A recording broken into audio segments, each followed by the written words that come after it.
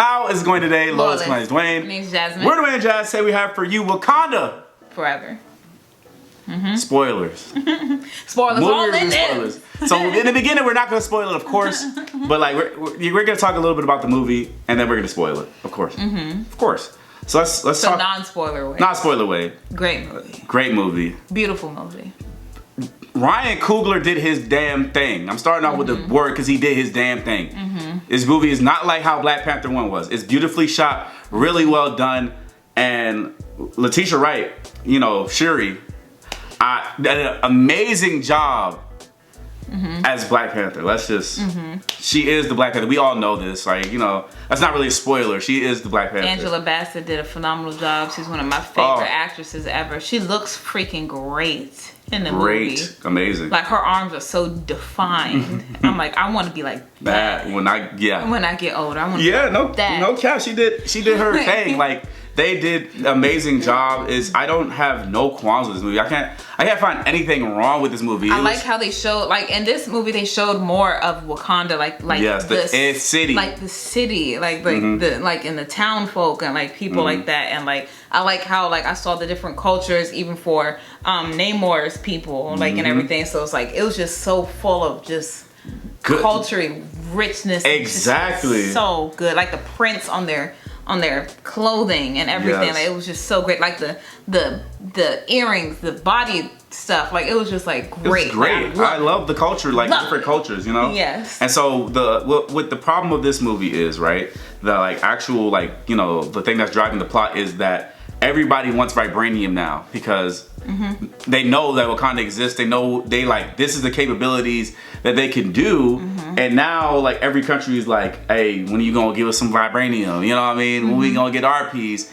And you know how that stuff could go. They're like, oh, we're scared that you have vibranium because you probably could conquer us if you guys wanted to and stuff like that.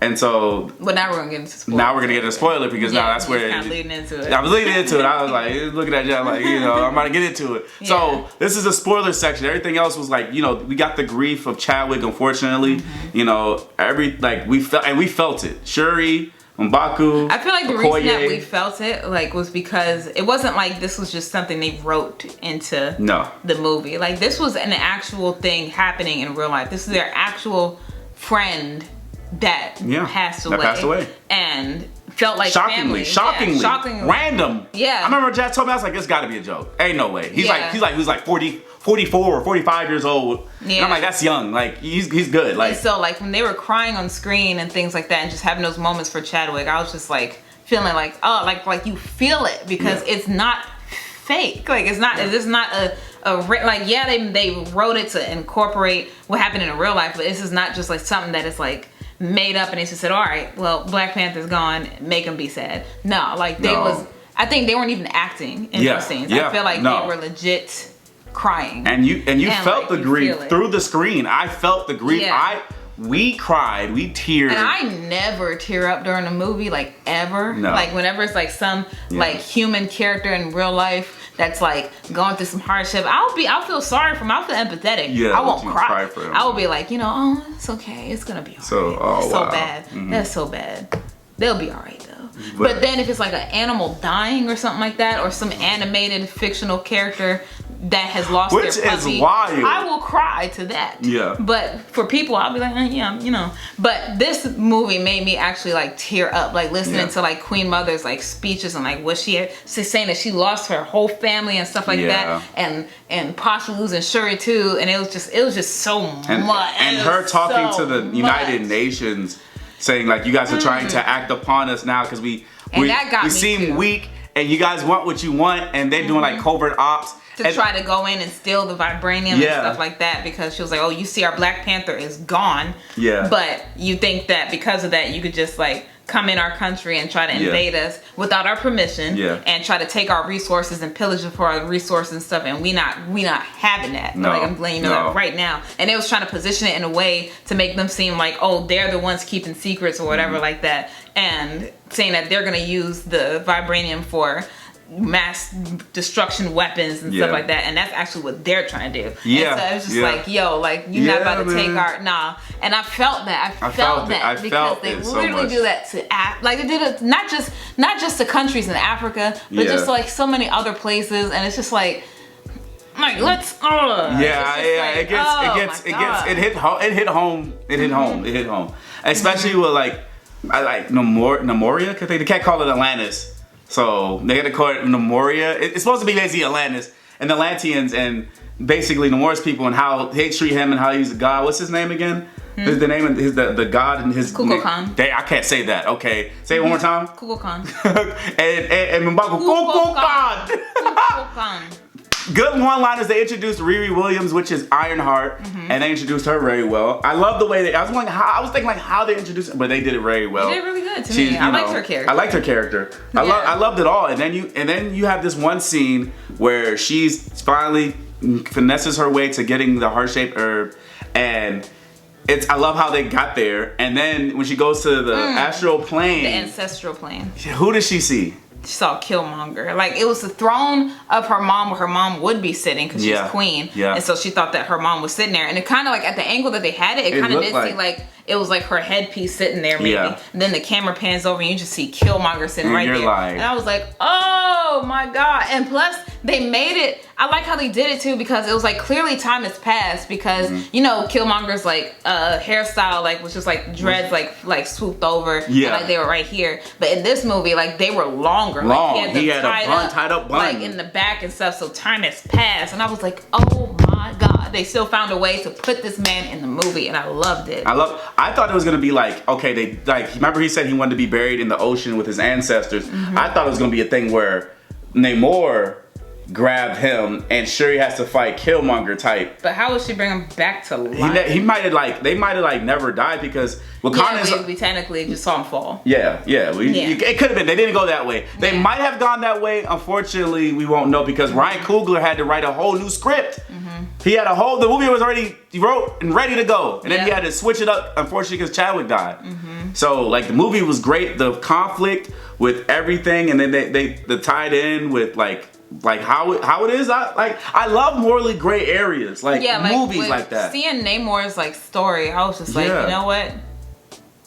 I'm not against it. Like, I get it. And that's even scarier is like it's not like the villains that just world domination, haha. Like no, like the reason why they're like, and I love Civil War because of that. I love Winter Soldier because of that. And they even brought up those things, like you know, like he was like when we was talking to Killmonger and he was bringing up like, oh, like your father was a hypocrite, which he was. And it was like, your brother was too noble to do certain things and everything, and he let the killer of his father go. Because he was gonna come for him. He was coming for him when we first saw him in Civil War, and he was coming to get Winter Soldier. But then eventually decided, you know, not to. And even when he found out with what's his name? Baron Zemo. Yeah, Baron Zemo. Yeah, I forgot the second part. I was like Baron something. Baron Zemo. Yeah. He got to him too. And that's the real perpetrator. He could have killed him. That was the mastermind of Winter Soldier doing it. He let him go as well. It's the cycle of pain and vengeance, and then you know how that could be. It's like how to balance it, because like to me, like I'm like, I don't know if I'm that strong, like, you know, as Shuri, because like if my dad gets blown up by Winter Soldier, and it was also from Baron Zemo having that whole thing happen. I want to get y'all. My brother got blipped away for 5 years, came back, now he's gone again. And then I gotta watch my mom die too? In front of me, drowned in front of me. In front of me? She ended up, they killed Queen Mother. They came to Wakanda and killed my mom at her home, by the throne? At the throne, yeah. I am dogging. I'm dogging. Like I'm coming for everybody in your whole community. I'm coming for everyone. Like, so that's why I'm like, I'm not as strong as Shuri. I can't, like, so then when she was having that whole, like, little part of, like, just having, like, like, revenge, like, she wanted the revenge, like, I was like, I'm with it. Like, I'm with it. And then she has this whole thing about, like, she really didn't believe in, like, the astral plane because she was, like, a scientist. Ancestral plane. Yeah. I'm sorry. And she's, like, a scientist. So she was even, with her mom beginning of the movie, she was have that conflict with her, like, he didn't come and see you, blah blah blah, and all this stuff, and it's just like, okay, I get it. Like it's there's no, I don't see no plot holes through the movie, nothing. And then we have the battle with her and Namor, and I think Namor is gonna definitely. They spared him. Thank God they didn't kill the villain. They wanted him to be kind of like the villain, but it was great. I'm glad they didn't kill him off in this movie. Like, because first of all, the fight scenes were amazing. Yeah. Okay. Yeah. I felt the intensity when he was coming and being like, he was trying to be peaceful about how he wanted to go about it a little bit. Like, I still want to kill Riri, but this is why, and I'm just trying to have the conversation so you get what I'm saying. Like, you see what I'm saying from my standpoint, and hopefully we can just work this out in a nice way and stuff like that. And then when he doesn't see it, when he just sees that it's not working, he's like, all right, well, I'm gonna kill you and your family. And he was so serious about it. Like I'm seriously coming for you. You felt yo, he's not playing. There's no wavering. And he made it like his people are already strong, and he's like, look, they're strong, but I'm stronger. There was a scene in the beginning where like they're looking for, like, other nations are looking for vibranium, and Riri ended up making it, and then it's like it turned into a horror movie. I'm not gonna lie to you. The tone of the movie was like. They had them. Go ahead. I know you were gonna say it. Go ahead. They had them doing the sirens almost like mermaids in the water in the beginning, and like if you don't know like the dark side of mermaids before going into this movie, you will not understand what that scene was, because like it just looks like they're just mindlessly walking into the sea. Like, no, they're like getting hypnotized to walk to your death. To walk to your death and drown. Because when people think of mermaids, they think of like, oh, Disney mermaid. I wouldn't want to be a mermaid. No, the mermaids are a sign of danger. You need to get out. Especially if you're a man. You need to go. Okay? So it is not good. And so they had them walking off and just going to their death. And jumping off. And drowning. Jumping off and drowning. I was like, they're not playing with this movie. The beginning was like this, and they're not playing. In the end though, let's talk about the end where Nikita had like a secret end credit scene, because like, and that's and it tied into like a little bit of the movie, because like when Shuri was crying about her brother and stuff like that, the mom, when she was alive, wanted to say, she did say in the movie, she was like, there's something I should tell you about your brother, but they never got to it. And so then the end credit scene made me think that's what she wanted to say, was that she wanted to say she met his son. T'Challa had a son with Nikita before in Haiti before the blip. So his 5 years blipped, came back, and then the illness happened, and then he died, and a year later, Shuri and they already mourned T'Challa. His death, so that's why they didn't go to the funeral, which I understand, because he was already half the universe. Yeah, you don't know half the universe was gone, and like he was already blipped away for like 5 years. So it's like you're left in limbo during those 5 years. Like, is he gonna come back? Maybe not. Maybe he's actually gone. So then she actually probably like had that time to be like, hey son, like we're gonna have this, this funeral for your dad. Yeah. Because he may not be coming back or whatever. And so like I understand that. And then they named him T'Challa too. So it's like we lost one but gained one. Like it was like, oh, okay. It was like, yeah, and it's just so heart-wrenching. But the movie, I think it was a fantastic movie. Absolutely.